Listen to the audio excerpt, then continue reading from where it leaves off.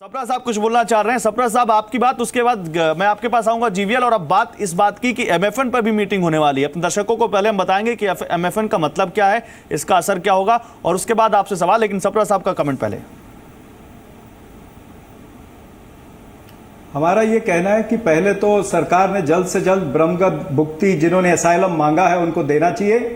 फिर सिंध का जो इशू है उसको भी थोड़ा हिंदुस्तान को, भारत को कुरेदने की जरूरत है। तीसरी बात, जो सीपीईसी कॉरिडोर है जो पीओके के कुछ भाग से गुजरता है, उसमें भी हम किस तरह से थोड़ी रुकावट ला सके, क्योंकि वो थोड़ा चाइना को भी चेक करेगा। चौथी बात ये कि ईरान ने कहीं ना कहीं इच्छा जाहिर की है कि वो सीपीईसी कॉरिडोर के साथ छब्बार एयरपोर्ट को जोड़ना चाहता है। अब छब्बार एयरपोर्ट को हमारी भारत की सरकार फाइनेंशियली मदद कर रही है।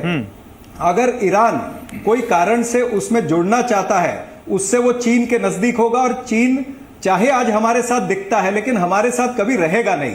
तो हिंदुस्तान को कहीं ना कहीं डिप्लोमेटिक लेवल पर यह भी सोचना पड़ेगा कि ईरान जो है वो सीपीईसी से कनेक्ट न हो और चाइना के करीब न जाए, और सीपीईसी का कॉरिडोर भी हम कहीं ना कहीं से रोके, ताकि हमको थोड़ा चाइना को भी कंट्रोल करना पड़ेगा, हमको सिंध में भी थोड़ा कुछ करना पड़ेगा, और ब्रह्मगत भुक्ति को हमको जल्द से जल्द। इस बात में मैं जीवीएल आपसे रिप्लाई लूंगा, और एमएफएन का मतलब और एमएफएन का असर हम अपने ग्राफिक्स में दिखा रहे हैं। सवाल मैं जीवीएल आपसे अगला लूंगा, लेकिन पहले सप्रा साहब की जो आशंकाएं उस पर आप रिप्लाई कर दीजिए।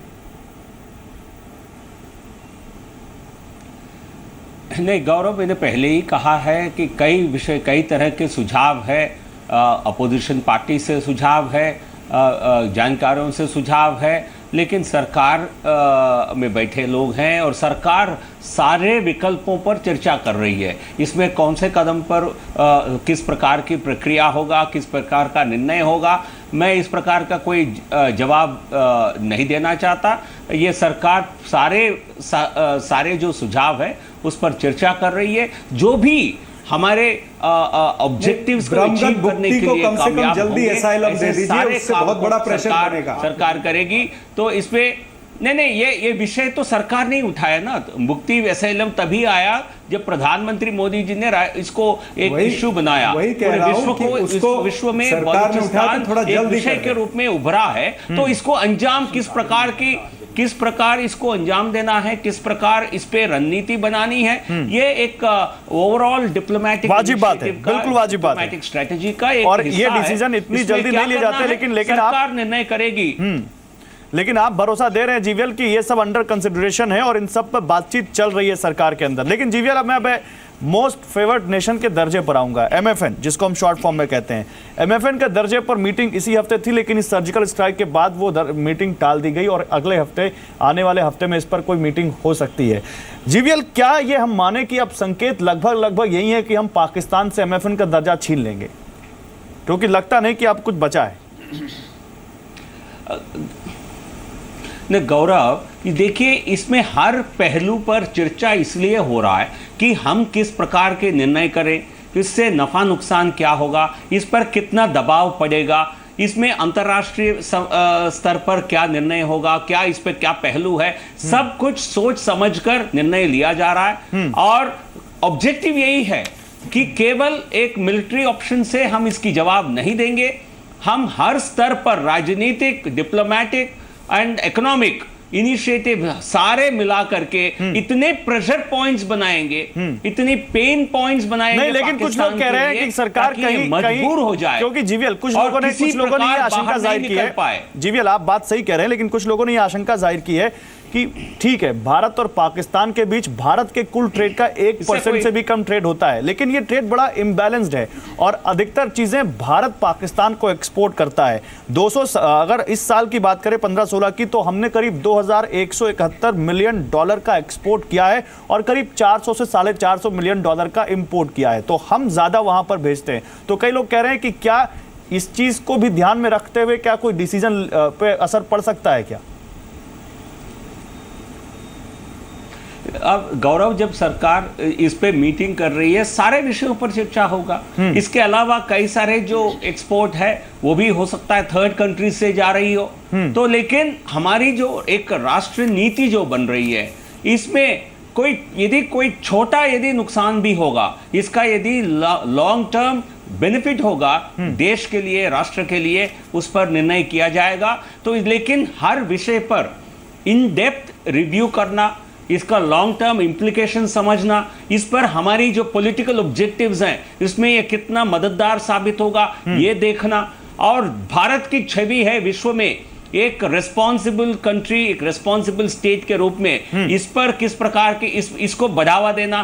तो ये multiple objectives, we want to be seen as the most responsible country, democracy in the world. तो इसलिए हमने जो स्ट्राइक किए हैं इसका भी एक पूरे विश्व में इसका समर्थन होने का कारण यही है, बिकॉज लोग समझते हैं भारत जो भी कर रहा है ये अपने आप को सुरक्षित करने के लिए कर ठीक है। अनंत झा साहब कुछ कहना चाह रहे हैं, फिर मैं आऊंगा चरणसिंह साहब आपके पास, और आतंकवाद को। ठीक है, बिल्कुल सही बात है जीवीएल, मैं आता हूं आपके पास। अनंत झा साहब कुछ रिस्पॉन्ड करना चाह रहे हैं। अनंत झा, हमारा जो डायरेक्ट एक्सपोर्ट है, निर्यात है पाकिस्तान के प्रति, वो रुक भी जाए तो कोई फर्क नहीं पड़ेगा। अच्छा, दूसरी बात यह है कि जो इनडायरेक्ट एक्सपोर्ट हैं वो शायद 6 या 7 बिलियन डॉलर हैं, शायद उससे कम है, बिलियन डॉलर। लेकिन वो ऐसा है कि पाकिस्तान MFN जैसे हम निकालते हैं, पाकिस्तान उसका आना बंद कर दे, क्योंकि जो री एक्सपोर्ट करने वाले होते हैं ना, उनको कंट्री ऑफ ओरिजिन भी सर्टिफिकेट में लिखना पड़ता है, और जैसे वो देंगे कंट्री ओरिजिन इंडिया, वो आने नहीं देंगे, तो कोई फर्क नहीं पड़ेगा। तो इसका भूल जाए बिल्कुल। और पाकिस्तान इन एनी केस नहीं, पाकिस्तान पर क्या प्रेशर पड़ेगा सर? हमें कोई फर्क नहीं पड़ेगा, ठीक है, और हमें फर्क पड़े भी तो देश से ऊपर कुछ नहीं है और ये हर हिंदुस्तानी सह लेगा, लेकिन पाकिस्तान पर इसका क्या फर्क पड़ेगा? पाकिस्तान पे इसका उतना ज़्यादा नहीं फर्क पड़ेगा, थोड़ी बदनामी होगी और देशों के बीच में, और कुछ नहीं, क्योंकि वो ऐसे भी हमें MFN नहीं देते हैं। ये बिल्कुल ऑब्लिगेटरी है, कंपल्सरी है। अगर WTO के आप सदस्य हों, हर एक देश को देना है, इसलिए हमने दे दिया उनको, हम थोड़ी उपकार किए उनकी तरफ, लेकिन इसका कोई फायदा नहीं हुआ, ज़्यादा इसमें नुकसान नहीं होगा उनको, हमसे ज़्यादा होगा, लेकिन उसका संख्या में ज़्यादा नहीं। शशांक जी कुछ ना जी, शशांक जी, और चीज़ों पर हम लोग ज़रा जोर डालें, जैसे नहीं, मैं यही कहना चाहता हूँ, बात को आगे बढ़ाते हुए जो झा साहब ने कहा है कि पाकिस्तान के ऊपर इसका दबाव बनाना बहुत आवश्यक है MFN के बारे में, क्योंकि जैसे इन्होंने कहा है कि MFN जो है WTO के अंडर में जो सब सदस्य हैं सबका ऑब्लिगेशन है, खाली एक क्लॉज उसकी होती है आर्टिकल 21, जिसके अंदर वो कह सकते हैं कि हमारी सॉवरेंटी खतरे में आ गई है, इसलिए हमने MFN नहीं दिया है। इसका मतलब ये है कि पिछले 30 साल से पाकिस्तान की सॉवरेंटी खतरे में आई हुई है, और वो जो है इसलिए भारत को नहीं दे रहे हैं और आतंकवाद बढ़ा रहे हैं। तो मेरे ख्याल से एक तो WTO के सदस्यों के साथ में और एक सार्क के जो और सदस्य हैं सबके साथ में मिलकर ये बात करनी चाहिए कि ये MFN हटाना चाहिए नहीं चाहिए। तो मेरे ख्याल से एक पाकिस्तान के ऊपर एक और दबाव बनेगा कि सब सदस्य जाके उनको बात कहेंगे कि भाई ये क्या, किस तरह के लोग हैं ये, और ग्लोबली प्रेशराइज करने की जो बात है, एक ही काम एक्सपोर्ट करने का रखते हैं, आतंकवाद एक्सपोर्ट करते हैं, आतंकवादी उसकी तरफ एक और कदम बड़ा कदम होगा। राज कादियान कुछ कहना चाह रहे हैं, फिर बीडी मिश्रा साहब आ रहा हूं। राज कादियान साहब, मुझे भूल गए। देखिए, मैं आ रहा हूं सबरा साहब, आप भूला नहीं हो, बिल्कुल नहीं भूला पाकिस्तान के ऊपर, तो MNF तो ज्यादा साइकोलॉजिकल प्रेशर है, ये तो बहुत छोटा ट्रेड है, टोटल 3 बिलियन है जहां तक मुझे फिगर मालूम है। इसका उतना नुकसान फिजिकली नहीं होगा जितना साइकोलॉजिकली होगा। ठीक है, लेकिन अगर हम पाकिस्तान की इकोनॉमी देखते हैं, उनका मेन एक्सपोर्ट था टेक्सटाइल, उसकी प्रोडक्शन कम होती जा रही क्योंकि पाकिस्तान के पास काफ़ी नहीं है। दूसरा, उनका एग्रीकल्चर जो है 90% डिपेंडेंस रिवर वाटर पर है, वो रिवर वाटर भारत की तरफ से जाते हैं, जो IWT की बात हो रही है वो बड़ा प्रेशर पॉइंट है। इसके अलावा उनका जो GDP का 20% योगदान एग्रीकल्चर से आता है, उनके 42% वर्क फोर्स एग्रीकल्चर में लगी हुई है।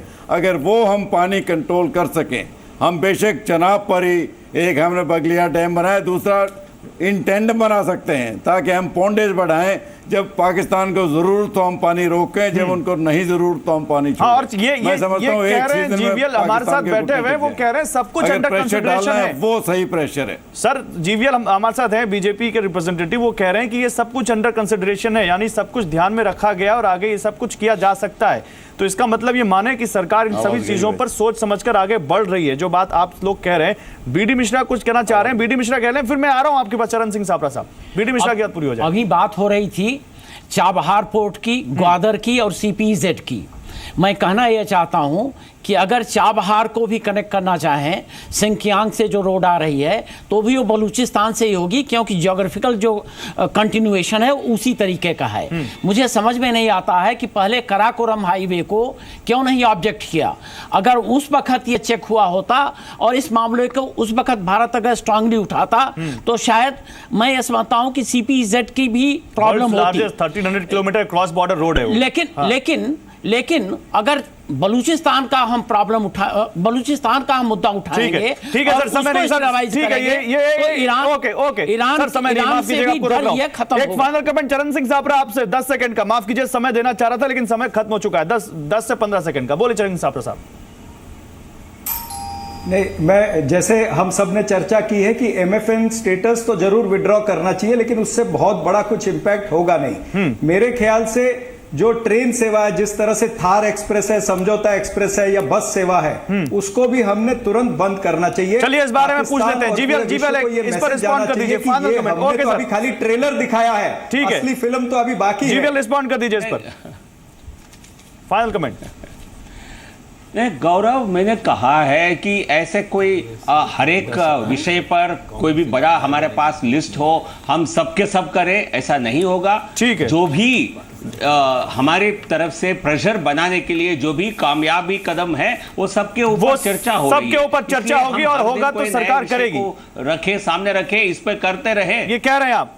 बिल्कुल सारे विषयों पर चर्चा हो रही है। ठीक है सर, हमारे लॉन्ग टर्म ऑब्जेक्टिव है कि उनको इतने प्रेशर बनाना है उन पर ताकि वो अपने आतंकवादी गतिविधियों से बाज आए। ये हमारे पॉलिटिकल ऑब्जेक्टिव है, इसको अचीव करने के लिए सारे कदम। बिल्कुल, बहुत शुक्रिया सर आपका और आप सभी लोगों का हमारे साथ जुड़ने के लिए। तो देश का ऑब्जेक्टिव सबसे बड़ी बात यही है कि भारत के विस्तारवादी सोच नहीं है। भारत चाहता है अपने पड़ोसी मुल्कों के साथ बहुत अमन और शांति से रहे, लेकिन पड़ोसी अगर इस तरह की हरकत करेगा तो भारत को जवाब देना भी आता है। अब आगे जिस तरह से एक एक करके ग्लोबल कम्युनिटी में भी पाकिस्तान आइसोलेट हो रहा है, चारों खाने चित हो रहा है, और वो दिन दूर नहीं जब पाकिस्तान को समझ में आएगा कि आतंकवाद को पाल पोस कर उसने अपने ही पैरों पर कुल्हाड़ी मारी है। फिलहाल बिग स्टोरी बिग डिबेट बस इतना ही। आप देखते रहिए बिजनेस। नमस्कार।